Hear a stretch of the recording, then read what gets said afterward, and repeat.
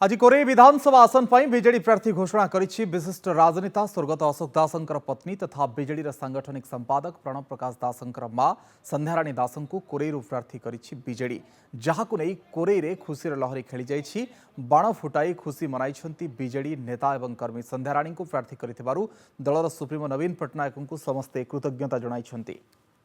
कोरेर जनसाधारण एवं युव छात्र महिला एवं बुद्धिजीवी एवं शिक्षाविद एवं समस्त वर्गर जनसाधारण चाहूले कोरे की अशोक दास परिवार किए आसतु मु मानवर मुख्यमंत्री कतरे कृतज्ञता ज्ञापन करी। मानवर मुख्यमंत्री जो भली भावे अशोक दासंकर सहधर्मिणी की एठारे संध्या दास को प्रार्थी करती कोरेवासी मानवर मुख्यमंत्री पाखरे कृतज्ञता ज्ञापन कर। मानवर मुख्यमंत्री जो जो निष्पत्ति नहीं कोरे निर्वाचन मंडल को संध्याराणी दास को स्वर्गत अशोक दास स्वपत्नी को सी आज ये प्रार्थी भाव में आमको आम कृतज्ञता ज्ञापन करुचु। आशा रखीचु निश्चित भाव में कोरे एक आदर्श निर्वाचन मंडली भाव में सारा ओडिशा रे आज निश्चित भाव में आग आज विजु जनता दलर कोरेर निर्वाचन समस्त कर्मी माने बहुत मात्रा एत मात्रा खुशी अच्छा वर्णना किसी करहबनी।